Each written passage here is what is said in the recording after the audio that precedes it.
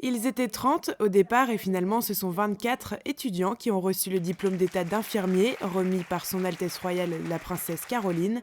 Au programme lecture du serment traditionnel et photos de groupe.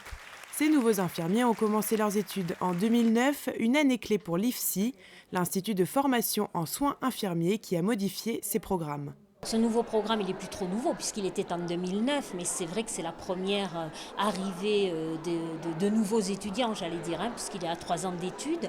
Donc 2009-2012, première promotion de ce programme qui est universitarisé, c'est-à-dire que nous travaillons en coopération étroite avec les universitaires de la faculté de Nice qui valident certains contenus d'enseignement et qui interviennent aussi dans certains contenus d'enseignement. Et la deuxième nouveauté, c'est un petit peu bien sûr le contenu du programme, mais surtout le fait qu'ils ont un diplôme d'État reconnu au grade licence. Voilà, ça c'est une grande première dans l'histoire de la profession infirmière. Il aura fallu 3 ans d'études aux étudiants pour devenir officiellement infirmiers, des années ponctuées par des stages dans les hôpitaux.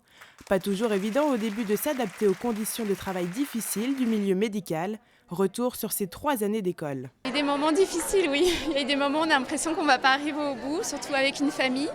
Mais c'est vrai que c'est intense. Ça passe très vite finalement, mais c'est intense. Donc il y a des petits moments où il faut s'accrocher quand même.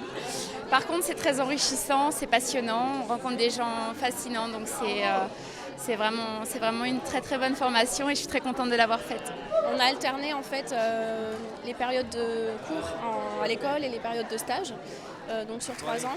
À partir des 4-5 premières semaines, on était pratiquement autonome. Donc les 5 dernières semaines, c'était vraiment pour nous professionnaliser, c'était riche. Une vingtaine des étudiants diplômés travaillent désormais pour le centre hospitalier Princesse Grasse. Les autres sont employés dans les établissements médicaux de la Principauté, comme le centre cardio-thoracique ou l'IM2S.